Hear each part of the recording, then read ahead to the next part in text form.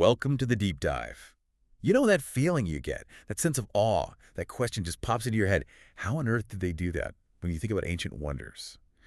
Well, today we're doing a deep dive into an absolutely iconic stack of sources on Machu Picchu. It's famous, sure, as the lost city of the Incas, but our sources show it's so much more. Our mission to try and unearth some of its secrets, get a handle on its incredible builders, and, explore why it's still so compelling today. Absolutely. I mean, at its heart, Machu Picchu is one of the world's most famous archaeological sites. It's this ancient Incan city way up high in the Andes in Peru, truly a marvel, and of course, it's a UNESCO World Heritage Site. And the location itself. Yeah.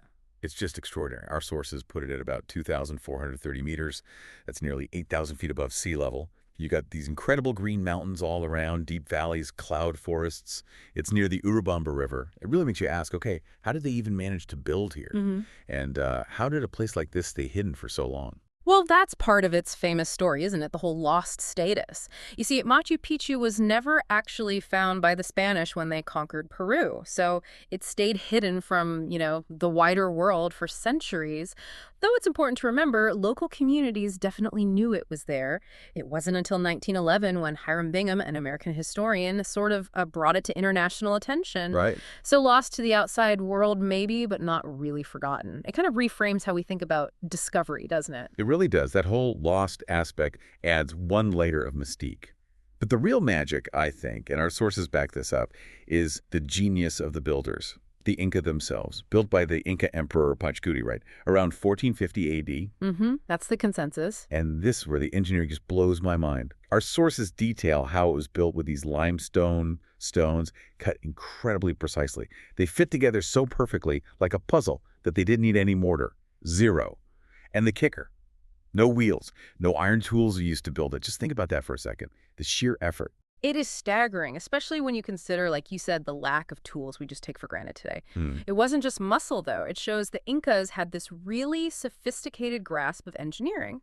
Their stonework, this interlocking technique, actually made structures more resistant to earthquakes. Pretty advanced stuff. Wow. And the site itself shows their knowledge went beyond just building. Architecture, yes, but also astronomy, agriculture. You find these amazing temples, terraces for farming built right into the mountainside, houses, storage rooms. And then there's the Intihuatana stone. It's this carved ritual stone. Many believe it functioned like an astronomical clock or calendar, aligning with solstices, equinoxes.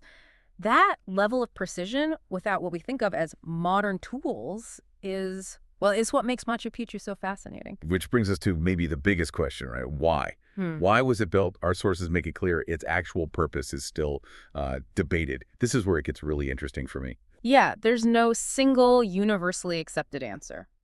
There are several strong theories, though. Some scholars look at the records, the architecture, and think it was a royal estate, like a private retreat for Emperor Pachacuti. Okay. Others lean towards it being mainly religious or ceremonial. I mean, the temples there are quite prominent. Then you have theories about it being an astronomical observatory, tying into the Intihuatana stone, or maybe even a military stronghold. It really makes you wonder, does the fact that we don't know for sure actually add to its allure? That mystery keeps people fascinated, keeps the research going. That's a great point. The ambiguity itself fuels the curiosity.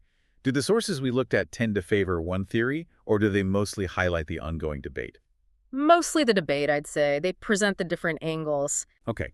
Well, whatever the reason, that enduring allure definitely contributed to it being named one of the new 7 wonders of the world back in 2007. And it's hugely popular today. For anyone dreaming of going, our sources describe the typical journey. Usually involves a train from Cusco to Aguascalientes. Then you take a bus up or you hike. Some people do the famous Inca Trail, right? Yeah. That multi-day trek along old paths. Exactly. But, with that popularity comes a huge responsibility. Over-tourism is a real issue. Natural erosion, too.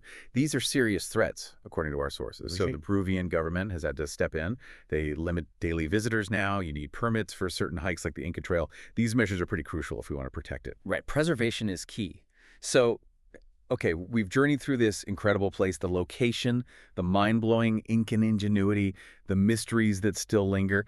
It really is a marvel, isn't it? Ancient engineering wrapped in this stunning natural beauty and historical enigma. Absolutely. And if you step back and look at the bigger picture, Machu Picchu really stands as this powerful testament, not just to human ingenuity or their connection to the environment, but also to our own ongoing quest to understand history. And crucially, our responsibility to preserve treasures like this. It leaves you with a thought, doesn't it? What does it mean for us today that such a grand achievement, so sophisticated, still holds on to so many of its secrets? Thank you for watching. Please subscribe.